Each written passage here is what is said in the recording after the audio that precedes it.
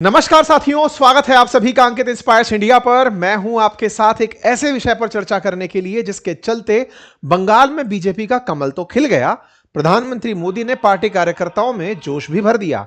लेकिन क्या हो कि पश्चिम बंगाल के मुख्यमंत्री अपने हार जाने के बावजूद पद छोड़ने से इनकार कर दे और कहने लगे कि मैं इस्तीफा नहीं दूंगी। ऐसा बयान हाल ही में ममता बनर्जी ने, जो कि वर्तमान में मुख्यमंत्री पद पर हैं पश्चिम बंगाल के अंदर, लेकिन चुनाव हार चुकी हैं। ऐसे में नई विधानसभा में कोई नया मुख्यमंत्री बनेगा या नहीं, ये एक बड़ा सवाल बन गया है। इसका मतलब आज ममता बनर्जी का बयान बहुत बड़ा संवैधानिक प्रश्न खड़ा कर रहा है, जो कह रहा है कि no one can force me to resign. आप मुझे जबरदस्ती पद छोड़ने के लिए फोर्स नहीं कर सकते। ऐसा कहते ही जो सबसे बड़ा प्रश्न बना कि क्या कोई मुख्यमंत्री जो चुनाव लड़ा हार गया, और अगर हार गया तो उन्हें पद से हटाया जा सकता है? उनका दल अगर बहुमत नहीं प्राप्त किया तो क्या उन्हें पद से हटाया जा सकता है? आज के सेशन में इसी प्रश्न का हल तलाशेंगे, क्योंकि अगर यह स्थिति बनती है तो कहां तक संवैधानिक संकट लेकर आएगी, हमारा संविधान क्या कहता है, और क्या भारत के इतिहास में पहले कभी ऐसा हुआ है?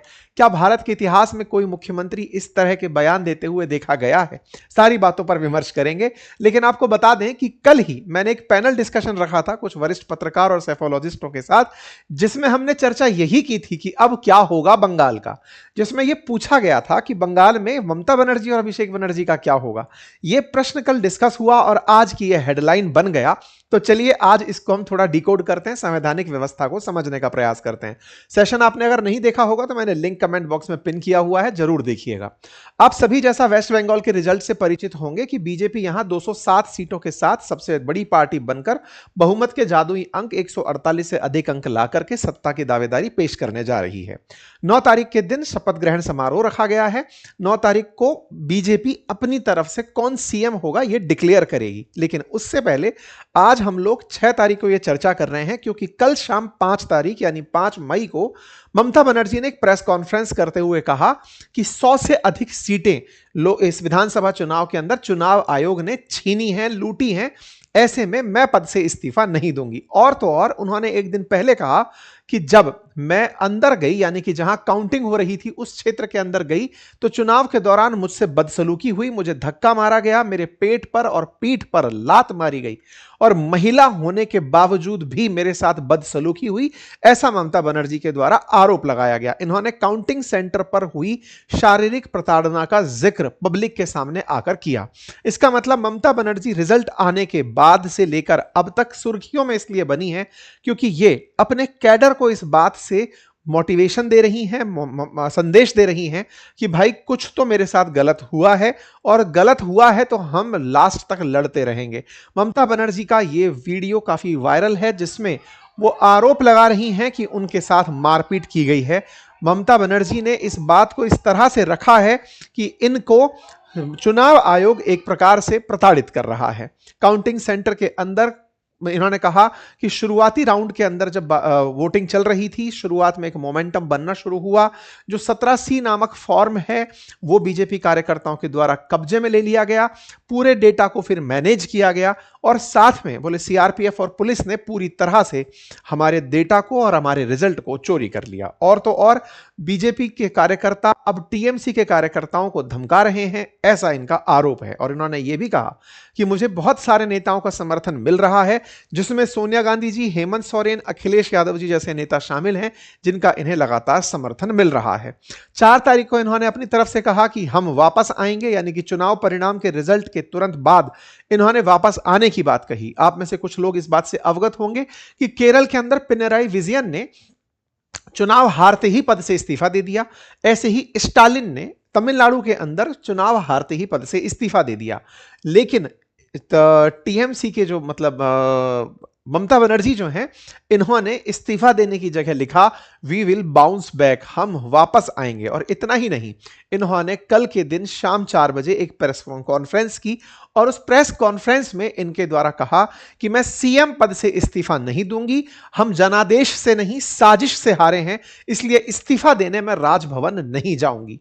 चुनाव आयोग असल में विलन है, उसने भाजपा के साथ मिलकर के 100 सीटें लूटी हैं।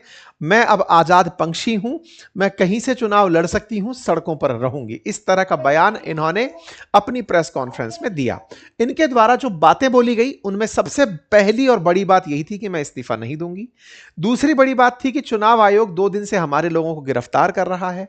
हमने राजीव गांधी, मनमोहन सिंह, वाजपेयी इन सब का टाइम देखा है, लेकिन वर्तमान सरकार सबसे खराब है। इनका कहना था कि पहले राउंड की काउंटिंग के बाद ही वे कहने लगे थे कि भाजपा को इतनी सीटें मिल रही हैं, नतीजों का इंतजार नहीं हुआ और बाद में इलेक्शन को रिज कर दिया गया। और खुद ने कहते हुए कहा कि हम चुनाव आयोग के खिलाफ कदम उठाएंगे, हम 5 सांसदों के साथ मिलकर 10 लोगों की एक फैक्ट फाइंडिंग कमेटी बनाएंगे जो ये तय करेगी, ये ढूंढेगी कि किस प्रकार से चुनाव आयोग ने इस इलेक्शन को बाधित किया है। कई सवाल आपके मन में अब उपजे होंगे कि क्या एक पार्टी जिसका अब कोई सरकार में रोल रहेगा, मतलब सबसे पहला सवाल तो यही रहेगा कि साहब जिसने इस्तीफा नहीं दिया तो अब बंगाल का क्या होगा, नंबर 1। नंबर दूसरा, क्या टीएमसी ये काम कर सकती है कि वो चुनाव आयोग पर पनिशमेंट लगा सके? ये सारे प्रश्न आपके दिमाग में बन रहे होंगे। एक एक करके सारी बातों को तलाशते हैं और ये भी तलाशते हैं कि उनके चाहने वाले उनसे क्या रख रहे हैं अपेक्षा, कुछ लोगों का उनको लेकर क्या मत है, और ये भी जानने का प्रयास करेंगे कि संविधान में इस बात को किस तरह से देखा गया है। अगर कोई व्यक्ति हार गया तो वो अगर पद छोड़ने से इनकार कर दे तो क्या होगा, और अगर ऐसी स्थिति है तो भारत में ये पहली बार स्थिति बन रही है क्या, इससे पहले कभी बनी है? तो देखिए, बहुत सारे सांसदों के द्वारा, नेताओं के द्वारा, पूर्व मंत्रियों के द्वारा उनका समर्थन किया गया है कि हाँ हाँ आप बिल्कुल सही कर रही हैं। बीजेपी का कहना है कि यही तो उनकी फासिस्ट नीति है, वो इस बात को छोड़ने से इनकार कर रही हैं। उन्हें लग रहा है कि मैं तो हार ही नहीं सकती थी, मैं अजय हूं, लेकिन इन्हें अब हरा दिया गया है, तो हराने के बाद ये हार स्वीकार नहीं कर पा रही हैं। तो पहला सवाल, तो साहब एक बात बताइए, जब सीएम, मतलब पूर्व सीएम कहूं या सीएम कहूं, एक बड़ा ही पॉइंट अटका हुआ है, इसको भी मैं क्लियर कर देता हूं। देखिए क्या है ना कि बंगाल की जो विधानसभा है उसका कार्यकाल 7 मई 2026 तक चलेगा, यानी कि कल, आज 6 मई में आप ये सेशन सुन रहे हैं, तो कल 7 मई 2026 तक उनका कार्यकाल चलेगा। तो ऐसे में ये कार्यकाल कैसे डिसाइड होता है? कार्यकाल डिसाइड होता है जब पिछली बार इलेक्शन हुए होंगे तो उस समय इलेक्शन के दौरान जो पहली बैठक हुई थी ना, मतलब चुनाव होने के बाद टीएमसी की जब सरकार बनी और पहली विधानसभा की बैठक हुई, तब से लेकर के एक 5 साल का पीरियड निकाला जाता है। वो पीरियड 7 मई को पूरा हो रहा है, तो विधानसभा का कार्यकाल कल पूरा हो जाएगा। कल पूरा हो जाएगा तो इस पर राज्यपाल जो हैं वो खुद, जो आर.एन. रवि यहां पर राज्यपाल हैं, वो खुद विधानसभा को भंग कर सकते हैं कि चलो भाई अब हो गई विधानसभा भंग, यहां से आगे अब आपके पास कोई काम नहीं है। अर्थात जो ममता बनर्जी हैं, जो सीएम बने रहना चाहती हैं, उनका संवैधानिक रूप से पद स्वतः ही खत्म हो जाएगा। मतलब यह हुआ कि खुद ही राज्यपाल उनके सरकार को भंग कर देंगे कल, यानी कि 7 तारीख के दिन, ठीक है। और दूसरा, ये ऑप्शन दे सकते हैं कि चलो भंग नहीं कर रहे ममता जी, आप रहिए सरकार में, आप केवल अपनी विधानसभा में बहुमत सिद्ध कर दीजिए, क्योंकि बहुमत जिसका होता है वही सत्ता सरकार बनाता है, ठीक है। तो ऐसे में बहुमत परीक्षण, जिसको हम फ्लोर टेस्ट के रूप में जानते हैं, वो मौका इनको देने की बात की जा सकती है। या तो राज्यपाल इन्हें बर्खास्त करे या फिर इन्हें कहे कि आप अपना फ्लोर टेस्ट में बता दीजिए कि आपके पास 148 विधायक हैं अथवा नहीं, जो वर्तमान में अभी इनके पास 80 हैं। भारत का संविधान में व्यवस्था क्या है, उपबंध क्या है?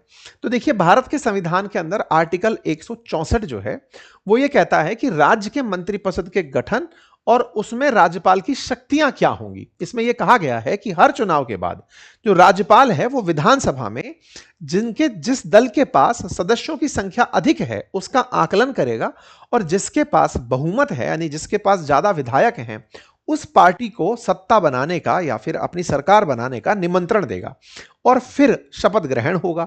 तो जो सरकार बनाने का दावा है, ये आप खुद भी जाकर के राजभवन में राज्यपाल को पेश कर सकते हैं कि सर मेरे पास पूरे आंकड़े हैं, मैं सरकार बनाना चाहता हूं, या राज्यपाल खुद से देख सकते हैं कि हाँ भाई ये रिजल्ट आए हैं, इस दल के पास फिलहाल के लिए ज्यादा बहुमत है, चलिए आप आइए और अपनी सरकार बनाइए। ये 2 तरीके होते हैं, ठीक है। अब सवाल ये बनता है कि मान लीजिए कि कोई मंत्री या मुख्यमंत्री या विधायक, जो विधायक नहीं है लेकिन उसको मुख्यमंत्री बना दिया जाए, क्या यह संभव है? बिल्कुल संभव है। कई बार ऐसी स्थिति भी आती है, जैसे पिछली बार ममता बनर्जी के साथ आई थी, जब वो चुनाव लड़ी थी तो चुनाव हार गई थी लेकिन मुख्यमंत्री पद की शपथ ले ली थी। वो कैसे? शपथ लेने का तरीका ये होता है कि आपने अगर शपथ ले ली तो 6 महीने के भीतर भीतर आप चुनाव जीतकर वापस आइए। चुनाव के बिना 6 महीने तक आप मुख्यमंत्री रह सकते हैं, यह कानूनी उपबंध है। इसको लेकर के अब चर्चा ये कि साहब ऐसी स्थिति में में अगर ममता बनर्जी मना कर दें कि मैं बहुमत भी सिद्ध नहीं करूंगी कि मेरे पास है या नहीं, और राज्यपाल मुझे बर्खास्त कर नहीं सकता, मैं तो पद पर बैठी हूं, तो असल में कोई मुख्यमंत्री की छड़ी या झंडा या कोई पेन नहीं होता जिसे पकड़कर कोई बैठा हुआ है कि मैं नहीं दूंगा, जब तक नहीं दूंगा तब तक मुख्यमंत्री नहीं बनोगे। यानी कि ये ओलंपिक की कोई मशाल नहीं है जिसे लेकर दौड़ रहे हो, ये मशाल ट्रांसफर होगी तो कोई दूसरा मुख्यमंत्री बनेगा। संवैधानिक उपबंध यही कहता है कि प्रत्येक राज्य की प्रत्येक विधानसभा यदि विघटित नहीं हो जाती तो उसके प्रथम अधिवेशन से, यानी जिस दिन बैठक हुई है वहां की तारीख से 5 वर्ष तक वो सरकार बनी रहेगी और उसके बाद वो स्वतः विघटित हो जाएगी। यानी कि इस सरकार के विघटन के लिए खुद वो इस्तीफा दें या ना दें, लेकिन वो स्वतः ही विघटित मान ली जाएगी। अब आप कहेंगे कि फिर ममता बनर्जी ऐसा क्यों कह रही हैं? तो वो एक प्रकार का संदेश देने के लिए कि मुझे ये रिजल्ट बर्दाश्त नहीं है। अनुच्छेद हमारा 172 कहता है कि हर राज्य की विधानसभा यदि पहले से विघटित नहीं की जाती तो प्रथम अधिवेशन में वो स्वतः ही विघटित मान ली जाती है। मतलब इस बात को लेकर के केवल संविधान नहीं, विशेषज्ञों की भी ये राय है कि ये केवल एक राजनीतिक मुद्दा बनाने का प्रयास है, इसमें कोई भी संवैधानिकता नहीं है कि साहब मैं तो मुख्यमंत्री बना हुआ हूं, मुझे अब आप नहीं हटा सकते। राज्य का मुख्यमंत्री बनता ही राज्यपाल की इच्छा पर है, लेकिन इच्छा ऐसा नहीं कि राज्यपाल ने जिसको मन में आया उसको बना दिया। इच्छा का मतलब है कि आपका बहुमत है, आपको बना दिया, अब आपको ऑप्शन दिया जा रहा है कि आप अपना बहुमत सिद्ध करिए। ऐसी स्थिति में राज्यपाल अपना जो डिस्क्रिशनरी पावर है वो ऐसी स्थिति में जब कोई गठबंधन बनता दिख रहा हो तो सकता है कि वो कम नंबर वाले किसी भी विधायक को, किसी भी पार्टी को यह कह दे कि आप अपना बहुमत सिद्ध कर दीजिए। अर्थात राज्यपाल ऐसी स्थिति में जब स्पष्ट जनादेश ना मिले तब जरूर अपनी विवेकाधीन शक्तियों का उपयोग करता है, अन्यथा जिसके पास बहुमत है उसी को ही सरकार बनाने का न्योता देता है। ठीक है, तो फिलहाल की स्थिति अगर बात की जाए तो क्या है ममता बनर्जी के पास? उन्हें कुछ भी नहीं है, उन्हें स्वतः ही अपने पद से हटना होगा, यही संविधान कहता है। और संविधान अगर यह स्थिति रखता है तो इसका मतलब यह उनका केवल एक पॉलिटिकल स्टंट है, ताकि अपने लोगों को, जो उनके वोटर्स हैं, उन्हें यह विश्वास दिलाया जा सके कि मैं नहीं हटूंगी, अब चाहे चाहे मुझे सड़क पर रहना पड़े, चाहे जो करना पड़े। ठीक है साहब, अब सवाल बनता है कि साहब ये स्थिति जो आई है कि किसी मुख्यमंत्री ने, उसके खिलाफ ऐसी स्थिति पैदा हुई कि वो चुनाव हार गया और पद से छोड़ने से इनकार कर दिया, क्या ऐसा हुआ है? तो हमारे देश में बहुत से राजनीतिक किस्से हैं जब मुख्यमंत्रियों पर नैतिक रूप से या विधायकों की संख्या के आधार पर या राज्यपाल के कहने पर कई बार ऐसी स्थितियां बनी हैं कि उन्हें पद छोड़ना पड़ा, पद छोड़ने के लिए कहना पड़ा।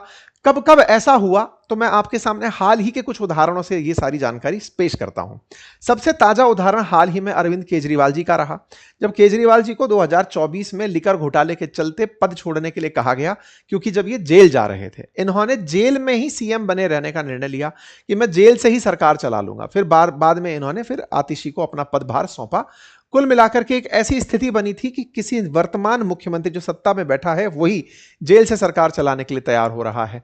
हेमंत सोरेन के साथ भी अगर आपको याद हो तो कुछ ऐसा ही हुआ था, लेकिन वो जाने से पहले सत्ता अपने घर को देकर चले गए थे। ये जबरदस्त मामला है एक बिहार का भी, जिसमें जीतन राम मांझी की सरकार का किस्सा जुड़ा बताते हैं। 2014 में असल में जेडीयू लोकसभा चुनाव हार गई थी। उसमें नीतीश कुमार जी ने नैतिक रूप से अपने मुख्यमंत्री पद से इस्तीफा दे दिया कि लोकसभा में हम अच्छा परफॉर्म नहीं कर पाए तो चलो जी अब हम मुख्यमंत्री भी नहीं रहेंगे। लोकसभा का विधानसभा से कोई लेना देना नहीं था, लेकिन लोकसभा में अच्छा परफॉर्म नहीं किया तो चलो हम भाई अब नैतिक रूप से मुख्यमंत्री का पद भी छोड़ रहे हैं, और उन्होंने अपनी जगह जीतन राम मांझी को मुख्यमंत्री बना दिया। थोड़े दिनों बाद में फिर पार्टी कार्यकर्ताओं ने नीतीश कुमार जी से कहा कि साहब मुख्यमंत्री तो आप ही बनिए, तो उन्होंने मांझी से कहा कि साहब आप हटिए, मुझे मुख्यमंत्री वापस बनना है। मांझी साहब ने मना कर दिया कि मैं नहीं हटूंगा, अब मैं ही मुख्यमंत्री रहूंगा। यह स्थिति बहुत गहमा गहमी तक पहुंची, मतलब कि मांझी को बिठाया नीतीश कुमार जी ने, लेकिन वो हटने से जब इनकार कर दिए तो 20 फरवरी 2015 को, क्योंकि इस बीच में नीतीश कुमार जी ने फिर फ्लोर टेस्ट तक कराने की स्थिति पैदा कर दी कि भाई मेरे पक्ष में कौन लोग खड़े हैं वो आकर के बता देंगे कि बहुमत किसके साथ है। ऐसी स्थिति मुख्यमंत्री पद से इस्तीफा ना देने की तब बनी थी। फाइनली जब फ्लोर टेस्ट की स्थिति बनकर आई तब जाके मांझी ने इस्तीफा दिया और नीतीश कुमार जी मुख्यमंत्री बने। ठीक है साहब, ऐसी स्थिति बनकर आई वर्ष 2007 के अंदर, जब बीजेपी ने जेडीएस के साथ मिलकर के एक समझौता किया कि हम 20-20 महीने के लिए मुख्यमंत्री रहेंगे। ऐसे में एचडी कुमारस्वामी जो हैं, इनको मतलब ये मामला वहां से जुड़ा हुआ है, तो कुमारस्वामी 20 महीने तक मुख्यमंत्री पद पर रहे और उन्हें यह पद 20 महीने बाद बीएस येदियुरप्पा को सौंपना था। लेकिन जैसे ही 20 महीने आए उन्होंने पद छोड़ने से इनकार कर दिया कि मैं नहीं छोड़ूंगा, मैं तो पूरा ही रहूंगा। अब पूरा रहूंगा तो फिर ऐसी स्थिति में जब स्थिति संवैधानिक रूप से बदलती दिखी कि साहब अब हम बहुमत ही नहीं देंगे, पार्टी ने कहा कि हम समर्थन नहीं देंगे, तो फिर यहां पर राष्ट्रपति शासन लगा था। तो यह अपने आप में एक बहुत बड़ी जानकारी है कि बहुत बार ऐसा हुआ है कि मुख्यमंत्री की कुर्सी ने लोगों को रोक लिया कि साहब वो पद का इस्तीफा देने से इनकार कर दिए हैं। तो खैर ये कर्नाटका का मामला था जो इस तरह से निकल करके आया, राष्ट्रपति शासन लगाना पड़ा था। ऐसी स्थिति बनकर आई यूपी के अंदर जब कल्याण सिंह वर्सेस जगदंबिका पाल का मामला चढ़ा था।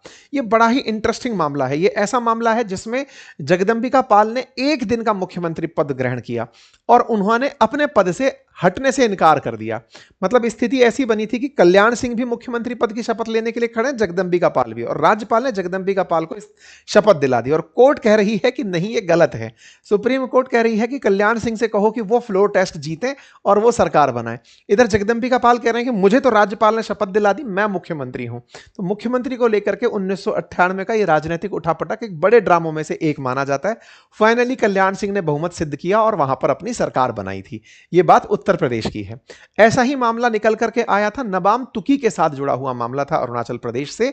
जब अरुणाचल प्रदेश के मतलब जो नबाम तुकी जो सीएम थे, इनके साथी विधायकों ने इनका साथ देने से इनकार कर दिया कि नहीं साहब, हम आपके साथ नहीं हैं।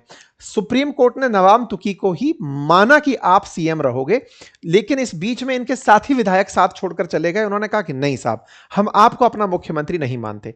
सुप्रीम कोर्ट ने फैसले के बाद इन्हीं को मुख्यमंत्री कंटिन्यू रखा, लेकिन विधायकों की संख्या सिद्ध ना कर पाने के कारण पेमा खांडू को फिर यहां पर मुख्यमंत्री बनाया गया था। तो सीएम पद ना छोड़ने के किस्से बहुत सारे रहे हैं और उनमें बहुत सारे चर्चित मामलों में एक मामला हरीश रावत का भी है, उत्तराखंड के अंदर कांग्रेस सरकार का। जिस समय पे कांग्रेस के 9 विधायक बागी हो गए और उन्होंने 2016 में हरीश रावत सरकार में अपना इंटरेस्ट बंद कर दिया कि साहब हम नहीं मानते सरकार को। ऐसे में हरीश रावत के साथ जो मामला चला, ये बहुत लंबे उठापटक के बाद में प्रेसिडेंट रूल लगा, प्रेसिडेंट रूल फिर हटा, हरीश रावत को फिर से शपथ दिलाई गई। फ्लोर टेस्ट के बाद में फाइनली सुप्रीम कोर्ट ने हरीश रावत से कहा कि आप बहुमत साबित करिए और अपनी सरकार वापस लेकर आइए, और वापस सरकार लेकर आए। मतलब ये एक ऐसी स्थिति बनती है ना, होता क्या है, मतलब इस पूरी गणित को अगर एक लाइन में कहा जाए तो जब स्थिति यह बने कि आपके पास बहुमत है या नहीं, तो यह मामला राज्यपाल के पास पहुंच जाता है। मान लीजिए कि किसी राज्य के अंदर 200 विधायक हैं, वहां पर 100 विधायक से अधिक जिसके पास होंगे उसकी सरकार होगी। लेकिन अगर आपके पास 100 विधायक भी नहीं हैं, आपके कुछ विधायकों ने आपसे कह दिया कि हम आपके साथ नहीं हैं, अपोजिशन ये कह दे कि सर इनसे पूछिए कि इनके पास 100 से अधिक विधायक हैं या नहीं, यानी 101 विधायक हैं या नहीं, अब वो सिद्ध नहीं कर पाए, तो राज्यपाल क्या हो सकता है ना कि उस समय पर उस मुख्यमंत्री से ये कह सकते हैं कि फ्लोर टेस्ट कराइए कि आपके साथ कितने लोग हैं। अगर आप फ्लोर टेस्ट नहीं करवा पाए, यानी कि आपके पास बहुमत नहीं है, तो आप सत्ता में रहने के अधिकारी नहीं हैं। सत्ता में नहीं रहने के अधिकारी हैं, ये बात राज्यपाल तय करता है कि हाँ भाई बहुमत नहीं है तो फिर सरकार किस बात की। लेकिन यहां पर कई टेक्निकल प्रश्न उठते हैं, जैसे कुछ विधायक जिन्होंने वोट नहीं दिया, ये कहते हुए क्या उन्हें अयोग्य घोषित किया गया। अयोग्य घोषित करने से मतलब क्या है, अगर मान लीजिए किसी के पास 101 विधायक हैं, 101 विधायक में से मान लो 10 ने यह कह दिया कि साहब हम नहीं आ रहे वोट देने के लिए, तो फिर बहुमत गिर जाएगा क्या? नहीं, उन 10 विधायकों का नहीं आना प्रेजेंट एंड वोटिंग में फिर बहुमत के रूप में देखा जाएगा, नंबर 1। फिर दूसरा सवाल बना, नहीं आया 10 विधायक, तो फिर विप तय करता है कि उनको लाना तय किया जाए। अगर वो विप का आदेश नहीं मानते तो उनकी विधायकी रद्द करी जाए, फिर विधायकी रद्द करके फिर से चेक कराया जाए। मतलब कुल मिलाकर बात यह है ना कि राज्य विधानसभा के अंदर हो या लोकसभा के अंदर हो, बहुमत का मामला तब बड़ा पेचीदा फंस जाता है जब सरकारें स्पष्ट रूप से अपना जनादेश प्राप्त नहीं करती। तब यह डिस्क्रिशनरी पावर, विवेकाधीन शक्ति राज्यपाल के पास विधानसभा में पहुंच जाती है।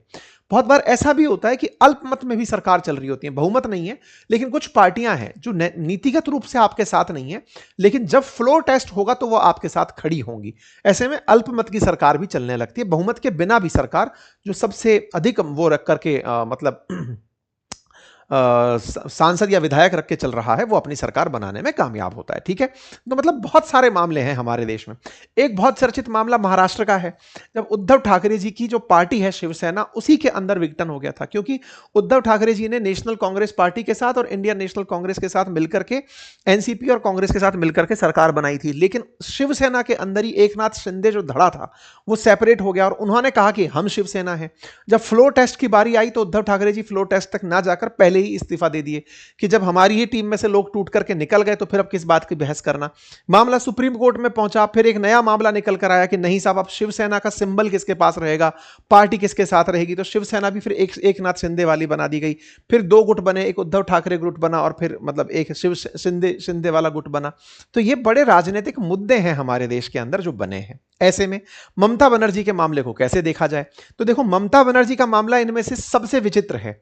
चुनाव हार गए, आपके पास बहुमत नहीं है, ना आपके पास स्पष्ट जनादेश है, आप फिर भी पद से इस्तीफा नहीं दे रहे। ये केवल सुर्खियों में बने रहने का कारण हो सकता है, इसके अलावा इनके पास तार्किकता नहीं है, कोई रीजनेबल इनके पास आंसर नहीं है। 7 तारीख को स्वतः ही इनका पद चला जाएगा, चाहे इस्तीफा दें या ना दें, और 9 तारीख को जो भी नई सरकार बनेगी वो अपना बहुमत सिद्ध करेगी। जैसे ही बहुमत सिद्ध करेगी, फ्लोर टेस्ट के माध्यम से राज्यपाल मंत्रियों को शपथ दिलाएंगे और नया मुख्यमंत्री बंगाल को मिल जाएगा। इसका मतलब ममता बनर्जी का एक पॉलिटिकल स्टंट ज्यादा है, जो कि आने वाले समय में आपको कई दिनों तक देखने को भले ही हो सकता है वहां पर मिल जाए। ठीक है साहब, अब सवाल यह है कि साहब कौन होगा मुख्यमंत्री, तो इसको लेकर के फिलहाल अमित शाह जी को ऑब्जर्वर नियुक्त किया गया पश्चिम बंगाल का, वो तय करेंगे कौन मुख्यमंत्री होगा।